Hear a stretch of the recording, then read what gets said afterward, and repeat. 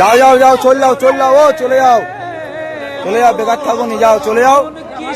বেকার তোমাদের মাথা তুমি নিয়ে চলে যাও, বেকার এখানে আনুনি। এটা কুরবানির হাট, এটা কুরবানির হাট। এখানে যে কিনবে সে কাটার জন্য কিনবে।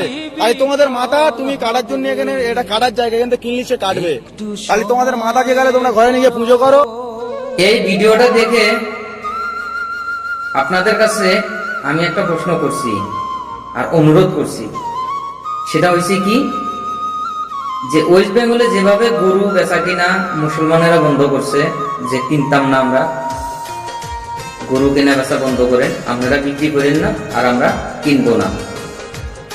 তো আমি বলছি কি, যে সারা ভারতবর্ষের লোকেরা যারা মুসলমান, তারা যদি গরু কেনা বন্ধ করত, আর তখন দেখি এই গরুর আইনটা সরকারে রাখে কি রাখে না।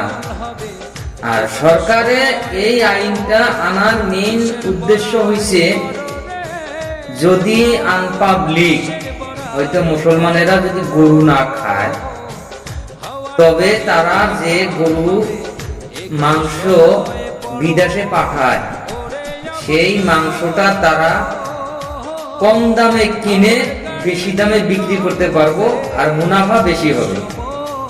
যার জন্য তারা আইন পাস করছে আর গরুকে মাতা বলে পরিচয় দিছে।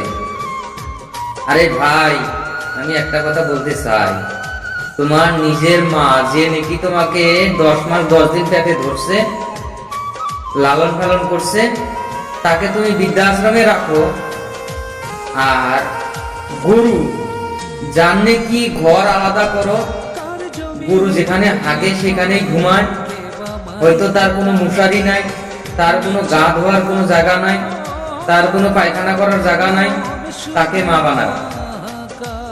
আর করেন কি, নিজের মাকে বৃদ্ধাশ্রমে রাখেন।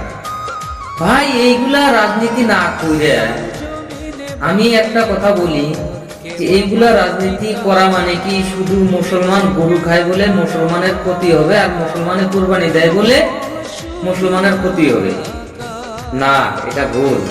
আপনারা এরকম আইন আরো আনতেই থাকেন, দেখেন তো মুসলমানের ক্ষতি হয় না ভালো হয়। মুসলমান দিবে না কুরবানি, মহিষ কুরবানি চলে, উট কুরবানি চলে, দুম্বা কুরবানি চলে, ভেড়া চলে, ছাগল চলে, এমন কি এই ধরনের হালাল পশু যত প্রকার আছে সবই চলে। আমরা করবো না গরু কুরবানি? গরু কুরবানি না করলে কি আমাদের কি চলবে না? চলবে, নিশ্চয় চলবে।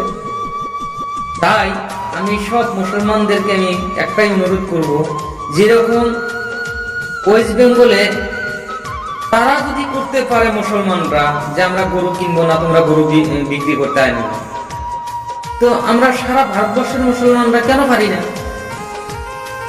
শুধু কি ওয়েস্ট বেঙ্গলে মুসলমান আছে না? আসামে আছে, শিলংয়ে আছে, মণিপুর আছে, মিজোরাম আছে, দিল্লি আছে, কলকাতা আছে, সব জায়গাতেই মুসলমান আছে, সবাই বর্জন করে। তারপরে দেখেন তো মুসলমানের ক্ষতি বেশি হয় না হিন্দু মানুষের ক্ষতি বেশি হয়? তখন মোদির আইন আর মোদির শাসন, এই দুইটা কতদিন টিকে? যেরকম আজান বন্ধ করছে, তাদের হনুমান চল্লিশা বন্ধ হয়েছে, হয়তো হরিসভা হোক, কীর্তন হোক, এখন সেখানে বলে লাউডস্পিকার চলবে না। এটা ওয়েস্ট বেঙ্গলের কথা। তো এগুলা তো বন্ধ হবেই না, যে যতই বলুক। ওই কয়েকজন হয়তো গোবর খাওয়া অন্ধভক্ত যারা আছে, মানে দাঙ্গা ফাসাদ করা, তারাই হয়তো এইগুলা করে। আমি কত কিছু বলি না, ভিডিওটা অনেক লম্বা হবে। যদি আমার কথাগুলো যদি সঠিক মনে করে, তবে আমার এই ভিডিওটা দ্রুত গতিতে আপনারা একটা করে শেয়ার দিবেন আর একটা করে লাইক দিবেন। কারণ কি, আমার চ্যানেলটা অত বড় চ্যানেল না, ছোট্ট একটা চ্যানেল। হয়তো কাজ করি আমি, কাজের ফাঁকে আমি 2-1টা ভিডিও বানাই। আর আপনাদের মতন মানুষের যদি এই ভিডিওগুলা শেয়ার না করে, লাইক না করে, কমেন্ট না করে, তবে আমার চ্যানেলটা টিকবে কি করে? আর চ্যানেলটা যদি না টিকে আমি ভিডিও বানাবো কি করে? এই ধরনের কথা শুনবেন যে এগুলা যদি ফালানি কথা হয় কিংবা খারাপ কথা হয়, তবে আপনারা সেটাও কমেন্ট করবেন। ধন্যবাদ।